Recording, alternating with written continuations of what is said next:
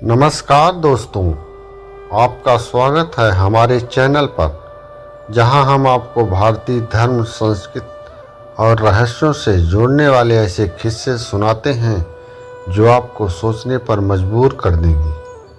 आज की हमारी कहानी अर्जुन और रावण के बीच हुए उस अप्रत्याशित युद्ध की है जिसे बहुत कम लोग जानते हैं।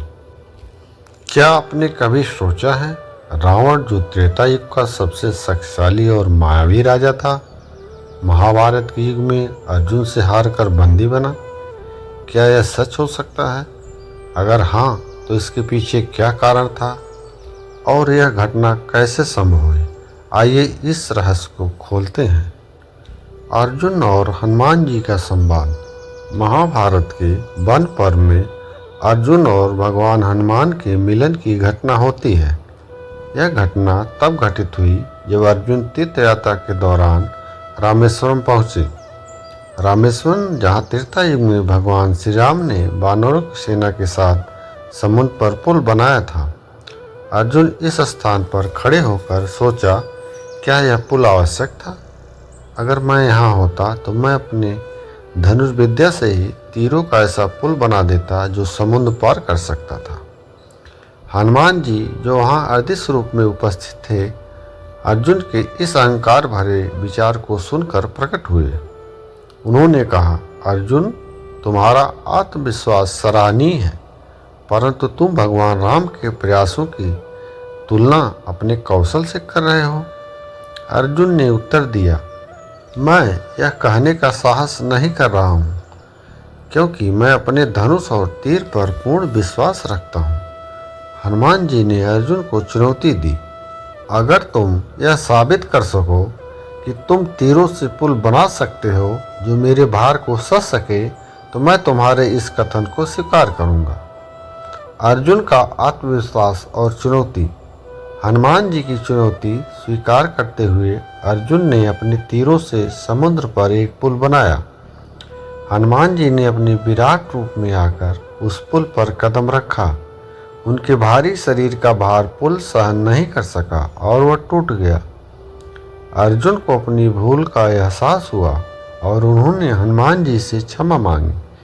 लेकिन हनुमान जी ने अर्जुन को सांत्वना देते हुए कहा, हर युग में एक ऐसा योद्धा होता है जो अपने पराक्रम से अधर्म का अंत करता है। तुम्हें यह जानना चाहिए कि तुम्हारा जन्म भी धर्म की रक्षा के लिए हुआ है। यहीं से हनुमान जी ने अर्जुन को रावण और उनके पिछले जन्म की कथा सुनाई। राजा नल और रावण का प्रसंग। हनुमान जी ने अर्जुन को बताया कि उनका एक पूर्व जन्म राजा नल के रूप में हुआ था। नल निषद देश के राजा थे और अपनी पत्नी दमयंती के साथ धर्म और सत्य के मार्ग पर चलते थे। उस समय त्रेता युग चल रहा था और रावण अपने विजय अभियान पर निकला हुआ था।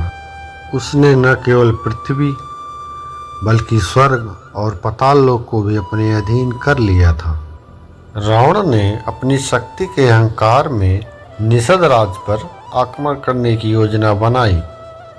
उसके मन में नल की पत्नी दमयंती की सुंदरता को लेकर दुर्भावना उत्पन्न हुई।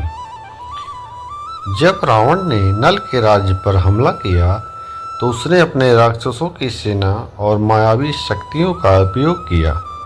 नल, जो कि महान धनुर्धर थे, अपने धर्म और प्रजा के लिए रावण से भिड़ गए। युद्ध के दौरान रावण ने अपनी शक्ति का प्रदर्शन करते हुए कई मायावी अस्त्रों का प्रयोग किया, लेकिन नल के कौशल और रणनीति के आगे वह असफल रहा। नल ने अपने धनुष और बाण से रावण को इस प्रकार जकड़ दिया, वह हिल न सका। रावण के लिए यह सबसे बड़ा अपमान था, क्योंकि रावण कभी स्वयं को इस स्थिति में नहीं पाया था। नल ने रावण को बंदी बना लिया और अपने दरबार में प्रस्तुत किया। रावण की क्षमा याचना और नल की शिक्षा। रावण ने अपनी हार स्वीकार की और नल से क्षमा मांगी। उसने कहा, मैं अपने अहंकार में आपकी पत्नी और आपके राज्य का अपमान किया, कृपया मुझे क्षमा करें। राजा नल ने कहा, शक्ति का सही उपयोग धर्म और सत्य की रक्षा के लिए होना चाहिए।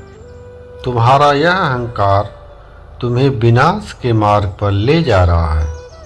यदि तुम अपनी शक्ति का प्रयोग धर्म के लिए नहीं करोगे तो तुम्हारा पतन निश्चित है। कथा का महत्व और अर्जुन का बोध। हनुमान जी ने अर्जुन को यह कथा सुनाते हुए कहा, यह घटना तुम्हें यह सिखाने के लिए है कि शक्ति का उपयोग केवल धर्म और सत्य की रक्षा के लिए होना चाहिए। रावण जैसा शक्तिशाली व्यक्ति भी अपने अहंकार के कारण हार गया। अर्जुन को यह कथा सुनकर अपने कर्तव्य का बोध हुआ। उन्होंने समझा कि धर्म की रक्षा के लिए उनकी शक्ति का सही दिशा में उपयोग करना ही उनका धर्म है। रावण और अर्जुन का संबंध। समय का चक्र। दोस्तों, यह कथा हमें सिखाती है कि हिंदू धर्म में समय को चक्र के रूप में देखा जाता है। हर युग में धर्म अधर्म के बीच संघर्ष होता है और अंत में धर्म की विजय होती है। रावण और अर्जुन की इस कथा से यह स्पष्ट होता है कि अहंकार चाहे कितना भी बड़ा क्यों न हो, सत्य और धर्म के आगे टिक नहीं सकता। इस कथा से हमें कई शिक्षाएं मिलती हैं। पहला, अहंकार का अंत निश्चित है। चाहे व्यक्ति कितना भी शक्तिशाली क्यों न हो, अगर वह धर्म के मार्ग पर चलता है तो उसका पतन अवश्य संभावी है। दूसरा, धर्म और सत्य की शक्ति। धर्म और सत्य के मार्ग पर चलने वाला व्यक्ति हमेशा विजयी होता है। तीसरा, शक्ति का सही उपयोग। शक्ति का प्रयोग केवल धर्म की रक्षा और समाज की भलाई के लिए करना चाहिए। दोस्तों, अगर आपको यह कथा पसंद आई हो तो इसे ज़्यादा से ज़्यादा लोगों तक पहुंचाएं। हमारी संस्कृति और धर्म के इन अनमोल रत्नों को जानना और दूसरों को बताना हमारा कर्तव्य है। हमारा चैनल आपके लिए ऐसी ही रोचक और ज्ञानवर्धक कहानियाँ लाता रहेगा। अगली बार हम एक और अनसुनी कथा लेकर आएंगे जिसमें भगवान श्री कृष्ण के जीवन की एक अद्भुत घटना का वर्णन होगा। जय श्री राम, जय श्री कृष्ण।